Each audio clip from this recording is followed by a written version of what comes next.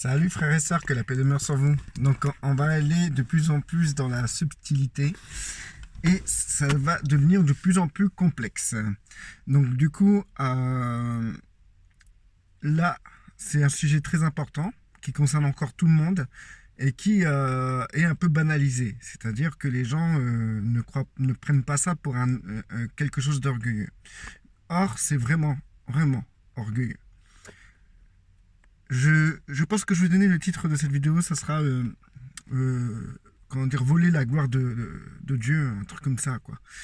Parce que ce comportement-là, c'est vraiment voler la gloire de Dieu. Et c'est quelque chose qu'il faut remédier absolument, frères et sœurs, si vous voulez que le Saint-Esprit collabore avec vous. C'est quelque chose qu'il faut vraiment établir et remettre en question dans notre vie. Parce que plus on va voler la gloire de Dieu, moins le Saint-Esprit va collaborer avec nous. Parce que Dieu est un Dieu jaloux, il ne partage pas sa gloire déjà. Et, et, euh, et, euh, et c'est mentir de se glorifier. Car toute gloire revient à Dieu et lui appartient. Donc du coup, c'est quelque chose qui m'arrive moi aussi. Alors tout ce que je vous dis, c'est des choses qui m'arrivent et que tous les jours, je travaille. Et c'est des choses, par exemple, il y a des choses où, quand il y a des péchés où on a besoin de miracles, où on dit Seigneur, viens nous aider, je ne peux pas me débrouiller tout seul et tout. Et le Seigneur, par sa grâce, peut nous sortir de ça. Mais là, les vidéos sur l'orgueil que je fais, c'est des vidéos sur l'orgueil caché, c'est des vidéos où ça demande quelque chose de votre part, une action de votre part, comment dire, réaliser. Vous devez réaliser toutes ces choses-là. Et vous devez en prendre en compte et tous les jours faire attention et être vigilant. Et s'orienter quand on commence à dériver.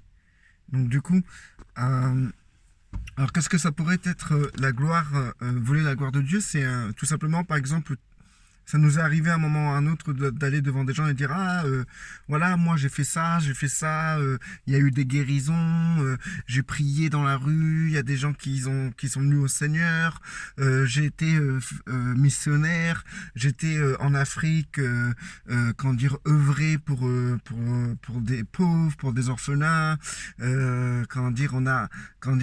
j'ai prêché, il y a eu une centaine d'Africains qui se sont convertis, il y a eu des miracles. En fait, si vous voulez, c'est comme si, en fait, dans le monde, comment on pourrait appeler ça, c'est se vanter, en fait. C'est se vanter. Quand Dieu vous utilise et que Dieu fait des trucs à travers vous, ben, il y a le jeu qui intervient dans ce que Dieu fait à travers vous. Et ça, c'est pas correct. C'est vraiment pas correct de vous présenter devant quelqu'un et de dire ouais bah voilà j'ai prié pour telle personne et cette personne a été délivrée. C'est voler la gloire de Dieu, frères et sœurs. Beaucoup prennent ça pour un témoignage. Et en vérité, non, on ne témoigne pas quand on fait ça. On vole la gloire de Dieu. Dieu n'a pas besoin que vous vous mettez en avant en disant ouais, la dernière fois, il y a une sœur qui était en difficulté, elle n'arrivait pas à avoir sa voiture, une voiture, donc on a prié pour elle. Et moi j'ai demandé au Seigneur, moi j'ai pris autorité contre Satan et j'ai bloqué Satan au nom de Jésus et elle a pu avoir sa voiture, etc. Ça c'est pas, c'est pas témoigner, c'est se glorifier soi-même. Vous savez, le truc qui serait la chose qui serait rendre la gloire à Satan, ça serait tout simplement de dire ouais, Dieu aujourd'hui a guéri 30 personnes et que les personnes en face ne savent même pas que c'est vous qui a prié.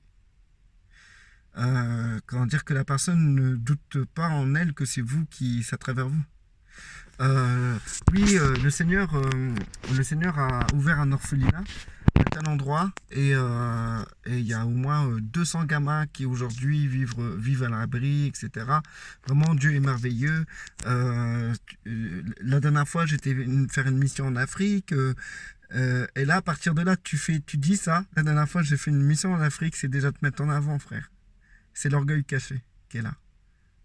Maintenant, si tu dis simplement, il y a eu une mission en Afrique, et dans cette mission-là, il y a eu des guérisons, des miracles, Dieu est vraiment puissant. La personne en face ne se doutera pas que c'est vous. Mais Dieu en sera glorifié, tout simplement. On a un passage dans la Bible, justement, ça me vient en tête. Je voulais pas trop parler de passages de la Bible. Je voulais vraiment témoigner des trucs. Mais c'est toujours bon de mettre un passage dans la Bible, un passage de la Bible. Et je vous invite, vous, si je fais des vidéos, de mettre des passages de la Bible. Si ça vous parle, s'il y a des passages qui vous viennent en tête dans ce que je dis, mettez en commentaire. Et ça, c'est encore plus enrichissant. Ça confirme, ça montre, ça démontre, ça vous complétez, vous argumentez, comment dire, vous participez, et ça c'est top. Donc n'hésitez pas, moi j'aime trop quand vous mettez des versets bibliques.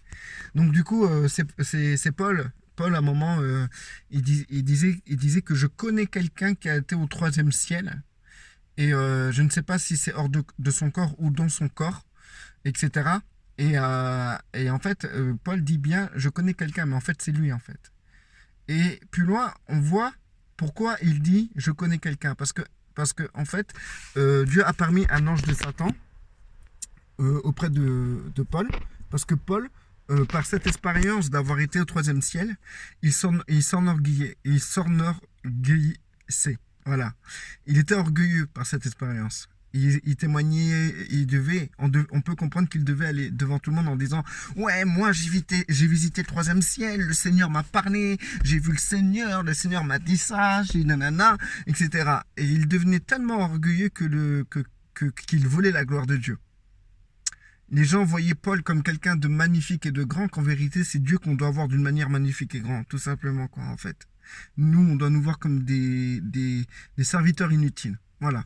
Si quelqu'un te voit comme un homme de Dieu, un grand homme de Dieu, ben t'as foiré ton coup parce qu'en fait, en vérité, t'es un serviteur inutile. Donc si quelqu'un te voit comme un grand homme de Dieu, c'est que d'un côté, tu t'es bien mis en avant.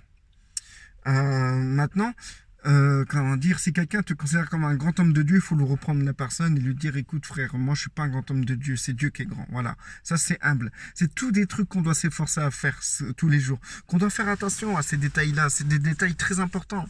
C'est des détails qui remettent toutes choses en place. Parce que pour le Saint-Esprit, c'est d'une grande importance. Parce que le Saint-Esprit veut rendre que gloire à Dieu et pas à nous. Nous sommes tous des instruments. Donc Paul lui-même, il a pu dire, ouais, moi j'étais au 3e ciel. Il disait, dans l'humilité, dans une véritable humilité, il a dit tout simplement, je connais quelqu'un qui... Voilà. Donc du coup, moi, je suis tombé dans le piège aussi. Combien de fois j'étais devant les gens en disant, ouais, j'ai prié pour des gens, ils ont été guéris. Ouais, j'ai vu Jésus. Ouais, j'ai fait ça. Ouais, j'ai fait ça. Moi aussi, j'ai fait tout ça. Mais c'est grâce à tout ça que le Seigneur a pu me montrer cet orgueil caché. Cet orgueil caché que je tiens à vous partager. Toutes les vidéos que je fais sur l'orgueil caché, si vous écoutez ces vidéos-là et que vous vous efforcez à en mettre en pratique, vous allez voir, il y a beaucoup de choses qui changeront dans votre vie. C'est pas que moi, j'apporte quelque chose qui va changer des choses dans votre vie, mais c'est plutôt que vous allez prendre conscience de beaucoup de choses qui, en fait, bloqué le Saint-Esprit en vous. Et ce Saint-Esprit va vous libérer. Et c'est des choses que vous avez déjà en vous. Déjà, moi, je vous apprends rien. Je vous amène rien de nouveau. Je mets simplement quelque chose en relief qui paraît anodin, mais qui est en réalité un boulet dans notre vie. Combien de fois j'ai entendu, ou j'ai pu dire aussi, quand quelqu'un il lui arrive un truc bien et tout, on arrive, on fait, ah bah tu sais, moi j'ai prié pour toi, oh là là là là, c'est pas beau, frère et sœurs, c'est pas beau. On a quand même beaucoup de problèmes, frère. Donc il faut prendre conscience, juste de ça. Juste ça. Ou bien du style, quand on sait qu'il y a un frère ou une soeur qui a un problème, on a par derrière. Aujourd'hui, ça m'est arrivé, frère. La preuve en est que je suis dans un combat aussi. On va dire à ce frère, ouais, je vais prier pour toi. Je vais prier pour toi et tout. Le Seigneur va ouvrir les portes, je vais prier pour toi. C'est affreux.